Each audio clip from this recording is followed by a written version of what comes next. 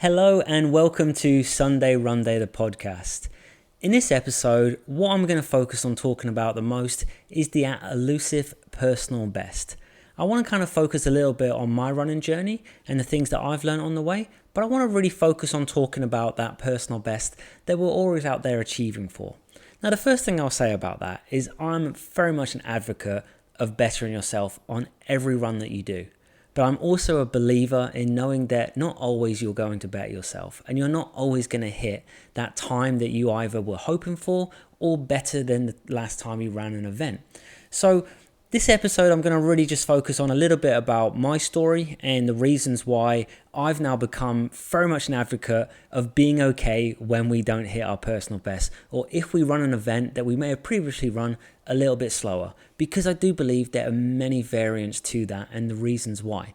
And I'm going to share a little bit with you guys around my story and my journey of getting to that moment and also being very happy with just going out there and running and achieving a great time anyway, because most of the time is when we do go out there and run, we always do achieve a great time and we have a good time doing it, which is the most important thing in my mind, is to just enjoy the process and enjoy the run itself. So I'll go back to when I first started really getting into marathon running. And when I first really started getting into marathon running, I did put a lot of pressure on myself. I'm very much one of those people that did want to better myself and always go out there and run a better time than I did last time. And I first started off with just running the Melbourne Marathon. I didn't venture out of the Melbourne Marathon for a few years. And as I mentioned, when I tried to run my first Melbourne Marathon, I had a goal and I didn't make that goal. But I was lucky enough to go back the next year and make the goal. And then the following year, I was even luckier that I ran a better time than the previous year. So I started to really think to myself that I've improved in my running, I've learned a lot on the way, and I'm getting better and I'm getting faster. So, I'm doing the right things. So I feel like I'm always going to hit my personal best. I feel like I'm going to get better with every marathon that I do. And as I've mentioned in the podcast previously in some other episodes, that it hasn't been the case for me. So now I go back to when I run the Canberra Marathon. And I'd done Canberra Marathon, and at that moment, it was my personal best. It was the best marathon that I run, and I felt really good doing it. And there's so many aspects to it. Did I train a little bit better? Maybe I trained a bit harder. When the Canberra Marathon was in April. So in Australia, we're just coming out of summer. So I trained throughout summer. So did that have a benefit? Is that why I kind of improved on my running and was able to perform better in conditions that probably haven't been as warm conditions as what I've been training in? Or was it just in general, everything just aligned for me that day? I was able to go out there and run, and I ran a good time, and I was very happy with myself. But the same year, I run Melbourne Marathon. And even though it was my best Melbourne Marathon, I was slower than my Canberra Marathon.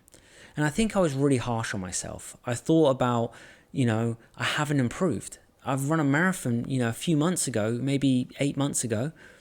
And then I've gone and done Melbourne Marathon and I didn't improve. And then you start questioning many things. And I think I was very harsh and started to really question, maybe it was my training, maybe it was my nutrition, many different aspects of, my running journey, and looking at those aspects and thinking, maybe I didn't improve on something because it was my fault. But then when you look back and you think, was it actually conditions? Did I train during the winter for Melbourne? And on that day, it was a little bit warmer, so my body wasn't quite there. Was it a bit windy? I've been pretty lucky now. I think about a lot of my runs that I've done. I haven't really experienced much rain other than one marathon, which I'll get into that one in a minute because that's a story in itself. So I think it could have been many different aspects. But then I think what I really liked about my thought process and the way that I've improved my running journey is by actually being okay with knowing that I didn't run my fastest marathon in that moment. And there's so many aspects to it why. But I still completed a marathon. I still got out there and I still finished the Melbourne Marathon, which I enjoyed doing. As much as I may have struggled throughout moments of the marathon, I still enjoyed doing it. And I think that is what I really want to hold on to the most, is that even though we're not going out there and necessarily running our personal bests, we're still going out there running and we're still challenging ourselves. And it's not to be disappointed. We can always be disappointed that we might not have hit a goal that we set out for, but never be disappointed in our actual run. Never be disappointed in what we've actually achieved, because the achievement is amazing. I've seen so many people this year at recent runs at London Marathon, at Boston Marathon, people seemed very disappointed with some of the times they got. Yeah, they may have had really high goals, but they can be disappointed with what they've just achieved. You've just achieved running one of the best marathons in the world, and you finished it. And so many other people might look at that and go, I wish I could run the times that you ran. I wish I could put myself through that distance maybe that you done. Maybe I'm not quite at that distance. So I think we really need to be very happy with what we've achieved. And the reason that I say that is because one marathon in particular for me was where I was really down on myself and did start considering that, is this it for running marathons for me? Have I really reached my pinnacle, and have I got to the point where I think I'm not going to get better, and why am I doing this to myself? Do I really enjoy this as much as I thought I did? And it was the Great Ocean Road Marathon. Now, the Great Ocean Road Marathon is actually happening next weekend here in Australia. It is an amazing marathon, and there's a great festival of running that they put on down on the Great Ocean Road. The Great Ocean Road is a really beautiful area of the world, very close here to Melbourne, not too far away. And just down on the road, it is a very windy road, super scenic, right on the coast. And if anyone has been to Melbourne or lives in Melbourne, we all know about that Great Ocean Road, and we would have visited it at any stage and really enjoyed it. If you haven't visited Melbourne, if you do come to Melbourne, there is a very high chance you will go out on the Great Ocean Road and you'll absolutely love it because the scenery is amazing and it's beautiful. And then we got a chance to run on the Great Ocean Road. So once a year, they close it down for runners, and we get an opportunity to run on the course. So me and Clara decided to run the Great Ocean Road as part of Clara's half marathon journey, and we done a half marathon a few years ago. And we did enjoy it. Clara done super well, and at that moment it was her personal best in half marathon. And we really enjoyed the weekend away and just running on the Great Ocean Road. It was, as I say, beautiful scenery, and we really enjoyed it. So much so that we thought we'd go back the following year and run it again. But this time, I decided that I wanted to try myself at running the Great Ocean Road Marathon. Now, it is a little bit further than a marathon. It actually is 44 kilometers, so a couple kilometers more than a marathon. And the reason being is you run from a town called Lorne all the way to a town called Apollo Bay. And to actually finish in Apollo Bay, you do have to run that extra couple kilometers because the marathon is a couple kilometers before Apollo Bay. But you get the opportunity to finish in Apollo Bay. We're around the locals and around the crowd, and a really nice atmosphere. And it's, as I mentioned, it's a fantastic run. So I decided to challenge myself on the Great Ocean Road. Now, to talk about this as one of my worst marathons and one of the marathons that I felt the worst at, not necessarily talking of just in time or anything like that, just how I felt in myself, I have to go back to our journey to get to the Great Ocean Road. Now, we left on the Friday. We were staying there the Friday and Saturday night, and then we decided to come back on the Sunday after the race. So a bit of a weekend away for me and Clara. Got the opportunity to drive down to the Great Ocean Road. Now, we left on Friday after work. Now, I will say this, leaving on a Friday in Melbourne, going in that area, we did hit quite a bit of traffic. So it took us longer to get out of Melbourne than normal, but we got on our way and we're on our journey. And it wasn't until we were probably around about 3.5 to 4 hours into our journey that Clara asked me a question. She said, "Did you pack the bibs?" And I thought to myself, I didn't. So I replied, "No, I didn't pack them, Clara. I thought you did." To which then we both realised at that moment that neither of us has packed the bibs, and we would then start with a little bit of a situation of what do we do. So we need our bibs for the race. I'm sure maybe we could have got up there and we could have turned up and they may have gave us a replacement bib, but we wouldn't taken that opportunity or that risk. We said, you know what, we're going to have to go home and we're going to have to get the bibs. So we had two options. Do we carry on our journey? Bearing in mind, we're probably only about an hour away from the Great Ocean Road of where we were staying in Apollo Bay. Or do we head home and pick up the bibs? We made a decision there and then. We felt it was a quick decision. Let's drive home and collect the bibs. But on our way home, we thought, shall we stay the night at our house and then drive down in the morning? Or do we do a quick turnaround, pick up the bibs and head down? Now, we had plenty of time to think about our best option, and we decided our best option was to collect the bibs and head off on our journey again. Now, looking back, I don't think that was the best option, and I think me and Clara can both agree that we probably were a little bit naive in that moment. So we grabbed the bibs on our journey. We probably didn't get down to our accommodation until around about 11, 12 o'clock at night. Now, bearing in mind, we've now been driving for quite a few hours and we didn't eat dinner correctly. We just had a few snacks and didn't eat that well. Had a bit of a sleep, and then obviously the next day woke up. Now, I will mention, during the week leading up to it, we were both pretty unwell. We have been quite sick, come down with maybe a bit of a cold, maybe a little bit of the flu. Wasn't too bad, but we thought, being in the cold weather as well, this is not very good for us. We went for a little run on the Saturday and was kind of, 50-50 whether we should carry out with the Great Ocean Road run. But because we've signed up and we're already down there, we decided we should do it. We're not feeling it the best, but let's do it. We've put the training in. I'm sure we'll be okay.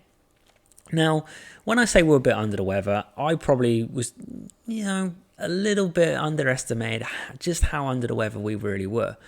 But we couldn't have been that much under the weather for Clara, because Clara went out there, she ran the half marathon, and at that moment she hit her personal best. She absolutely smashed it, and she was amazing. Now, whether or not it's because she was feeling a bit unwell and she thought, I just need to get to this finish line as quick as possible, but she done an amazing job, and she finished at that moment in her personal best for half marathon. Now, for me, when I first started, same with Clara, and I said, there's no excuses to this. This is just the story of what I felt on the day. And I'm not making excuses for my poor performance. I think there was many aspects to it. And I definitely have reevaluated many things after that run for myself. So when I then go back and think to myself, in that moment, that start line, it was raining. The rain was absolutely hammering it down. And we thought to ourselves, like, this is probably not the best start to the race, but hey, there's only one way to go. I'm in Lawn, and there's only one way. It's dead straight all the way down to Apollo Bay on the Great Ocean Road for 44 kilometers. So here I am, off I go. Now, I felt okay. I kind of slowed my pace down, knowing I wasn't feeling at my best, but wanted to make sure that I did carry out the full marathon and completed it. So I was running okay, got past the half marathon mark, carry on running, and I remember very clearly it was around about 26 kilometers. That in one moment I was coming up a hill, and as I took the corner on the right hand side, I got hit with this wind and rain like nothing else, and it nearly stopped me dead in my tracks. And then from that moment I really struggled to get back into my stride, and I struggled for the rest of the marathon. And I remember clearly around about 33 kilometers that was where I was really struggling. I was doing a lot of stop starting. I was running for maybe 500 to 800 meters, walking for 100 meters, and then trying to get back into it, but I just could not get any rhythm into it. Now, I ended up finishing that marathon, and at that time, my worst ever time. And I did reflect quite a lot, and I thought to myself that this isn't good. I didn't enjoy it towards the end. Of course, it was a real struggle. It was a real struggle to get across that finish line, and I didn't enjoy it. And I thought to myself, like, I don't know if I want to do this anymore. Do I really want to put myself through this? But Clara wanted to sign up for Sydney, and I wanted to be there for her. So I said, no, we're going to do Sydney Marathon together, and I'll see how I feel. And as you know, I struggled with Sydney as well. I really did struggle. The heat got to me in that aspect. And as I say, not making excuses, it's just things that happened. And then I start really reflecting and thinking, am I really doing the right thing? Is my training going well? Is my nutrition going really well? Am I actually eating the right thing before? And this is where we learn a lot about ourselves and a lot about our running journey. Moving up to Sydney was the first marathon that we first started taking gels or electrolytes during the race. Now, every other marathon that I've previously done to that, I've only ever drunk water or maybe some electrolytes that were on the course. I've never taken any gels. So I started to read a lot more about that and started trying to get into, the aspects of what running a marathon really is and what it's doing to my body and how I can help myself by fueling during the marathon as well as before and after. So Sydney was the first marathon we started using some gels and using some sort of tactics. Now, as I say, I struggled at Sydney. Clara was able to smash her first marathon and get an amazing time. But I really struggled at Sydney, and I struggled on the Great Ocean Road. So it was those sort of moments when I reflect on, was when I really was at probably my lowest point in my marathon running and thinking that I shouldn't maybe continue anymore. Now, so much so with the Great Ocean Road, I have not been back to the Great Ocean Road, and I probably am very reluctant to ever run the Great Ocean Road Marathon ever again. But maybe I should. Maybe I should go back and get my revenge. I'm in a different headspace now. I've trained a lot differently from when I first ran the Great Ocean Road to where we're at now, all those years ago. So maybe at one stage I will go back and tackle it. But for anyone out there that's listening that is challenging themselves to do the Great Ocean Road, I do wish you all the best. It is an amazing course and it is beautiful scenery. It is a challenge.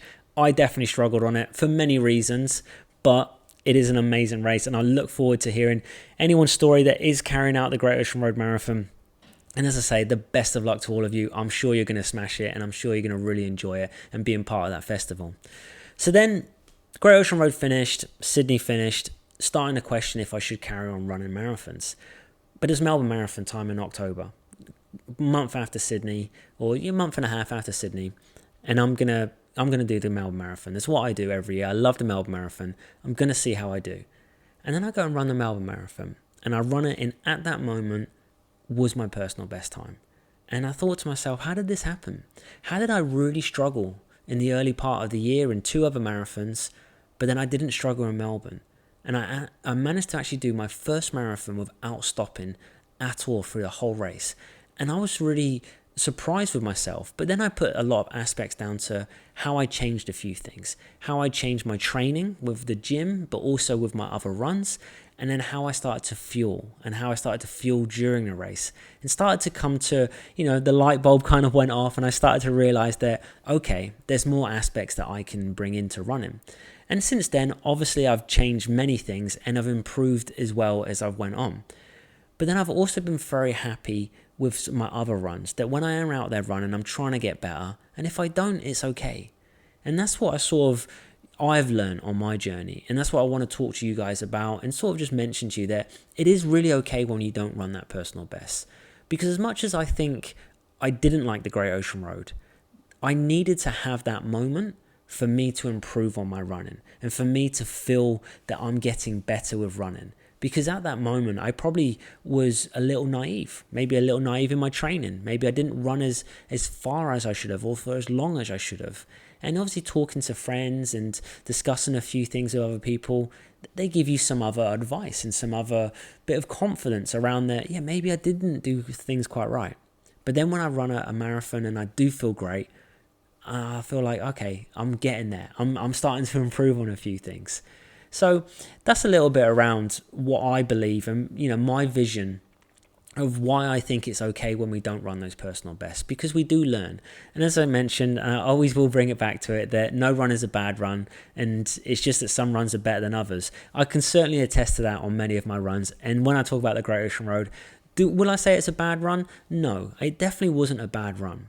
But I have definitely done better runs than that before and after the Great Ocean Road. But I learned so much about myself, and that's what we're doing when we're running. We're learning. We're always learning about, as I say, is it strategy? Is it nutrition? Is it work previous to the marathon, like the weeks leading up? Did we taper off really well? Did we maybe taper off too soon? We always ask those questions, but as long as we put the work in, as long as we're doing the right things, and then we get the opportunity to go out there and run our event and enjoy our event, that's all we can ask for.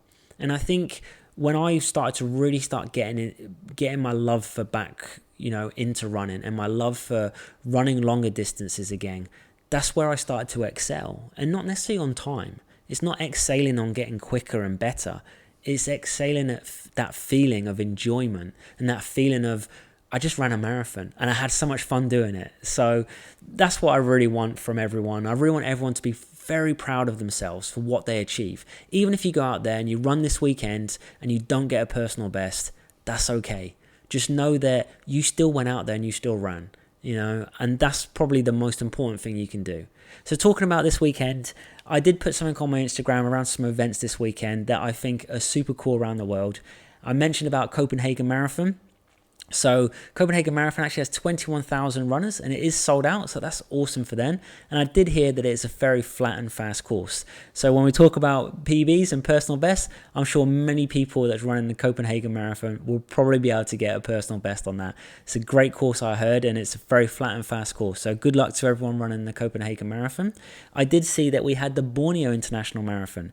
I'd done a little bit of research into that marathon, and that marathon actually is a lot about charity work, and they raise so much money, and it's known as the Marathon for Good. So definitely wish everyone the best of luck in the Borneo Marathon, and amazing that people are out there raising so much money for amazing causes.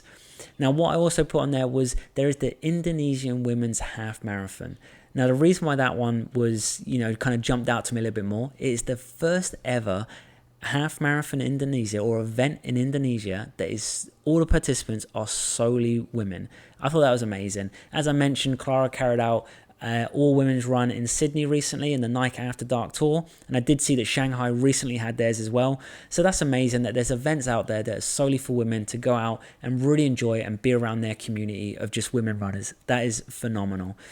And then last but not least, I will mention that in Noosa, there is Ultraman. So as mentioned last week and discussed about the story of Stuart, he is there currently, as I speak, in Noosa, carrying out Ultraman. He's on day 2 currently, and I'm super excited for him to actually go out there and enjoy it and have so much fun. What an amazing event. The Ultraman to do 515 kilometers over 3 days.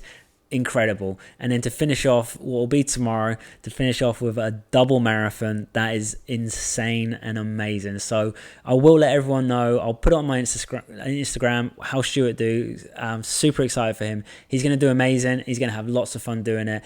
The weather is not great in Noosa, but hopefully the weather holds up for him and he has a great time doing it. So as I mentioned, Great Ocean Road Marathon is next week. So anyone that is carrying out Great Ocean Road Marathon, I do wish you all the best. And I hope you have so much fun doing it.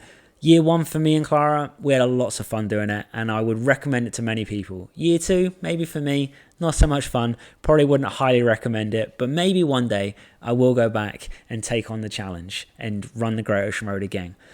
So as I talk about PBs, I will have to mention that in a couple of weeks, I will be doing my first marathon of the year, and I'm running Noosa Marathon. So where Stuart currently is at the moment in Noosa, carrying out Ultraman, in a couple of weeks, I'll be there to carry out my marathon run, where I am trying my best to get my PB and my personal best marathon.